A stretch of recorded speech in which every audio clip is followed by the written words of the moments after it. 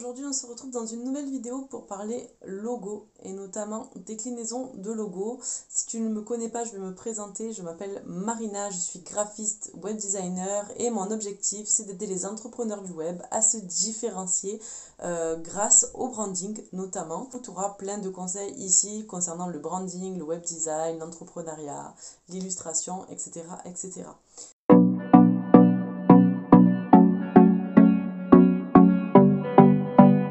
Alors, si tu ne sais pas ce qu'est les déclinaisons de logo, on va déjà commencer par là.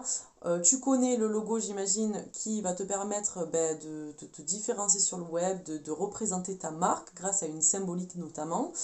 Aujourd'hui, on va parler de déclinaison de logo. Pourquoi? Parce que j'ai déjà eu pas mal de questions sur Instagram notamment. Qu'est-ce que c'est les déclinaisons de logo? C'est tout simplement une déclinaison de ton logo principal. Donc, admettons que tu aies une symbolique avec un texte en guise de logo. La déclinaison de logo, ça va tout simplement être la même chose, mais déclinée sous différentes formes pour que tu puisses au mieux les adapter sur les différents supports, sur les différents fonds de couleurs, etc.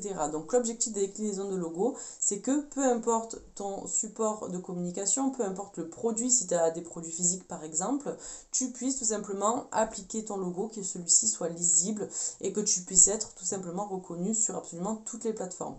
Donc, tu as deux types de déclinaisons de logo. Tu as des déclinaisons de logo de forme qui vont pouvoir te permettre de décliner ton logo sous différentes formes, c'est-à-dire en format arrondi, en format linéaire, en format carré, tout simplement pour que tu puisses, comme je le disais tout à l'heure, l'appliquer sur tous tes supports de communication. Et tu as également des déclinaisons de couleurs qui vont te permettre de les appliquer sur fond foncé et sur fond clair. Donc admettons que tu aies déjà une palette de couleurs avec des teintes, je sais pas moi, une teinte beige et une teinte orange foncé. Du coup, ça sera bien d'avoir une version claire pour pouvoir l'avoir sur fond orange et une version foncée pour l'avoir sur la version beige, par exemple, tu l'auras compris. Le but, c'est vraiment que tu n'aies pas de galère et que quand tu veux utiliser ton logo sur tes supports de communication ou sur tes packaging ou peu importe ton domaine d'activité, tu puisses facilement les appliquer. Donc maintenant que je vous ai expliqué un peu le pourquoi du comment, je vais vous montrer un petit exemple avec un projet client que j'ai réalisé pour que vous puissiez avoir une idée. Donc premièrement, je vais vous montrer le logo principal qui est celui-ci.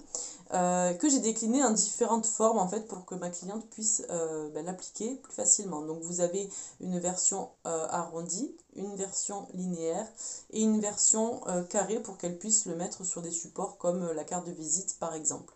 Une fois qu'on a défini ensemble les déclinaisons de forme, on a bien entendu fait des déclinaisons de couleurs pour qu'elle puisse l'appliquer sur ses couleurs foncées, mais aussi sur ses couleurs claires. Et donc on a ici plusieurs couleurs. Donc on a une couleur blanche pour les couleurs de fond foncé et on a une couleur plutôt prune pour les fonds clairs par exemple. Il n'y a pas de règle particulière sur le nombre de déclinaisons qu'il faut avoir, etc.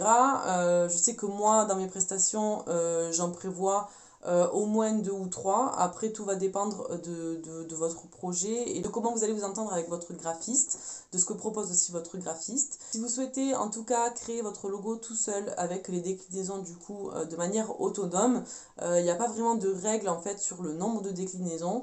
À vous tout simplement de réfléchir à comment vous allez pouvoir les utiliser sur vos supports de communication pour que ce soit après le plus simple pour vous et que vous n'ayez pas à revenir à chaque fois sur le fichier de création. Voilà, si tu as des questions par rapport au logo et aux déclinaisons de logo, n'hésite pas à me mettre un petit message en commentaire pour que je puisse y répondre et faire éventuellement une nouvelle vidéo, peut-être plus pratico-pratique à ce sujet. N'hésite pas à me partager tes envies en commentaire. Et puis, si cette vidéo t'a intéressé et t'a plu, n'hésite pas à me lâcher un petit pouce pour me pousser à faire d'autres vidéos sur ce sujet-là. Et n'hésite pas également à t'abonner, à activer la petite cloche pour être informé des nouvelles vidéos. Et puis je te dis à très vite pour une nouvelle vidéo. Bye bye.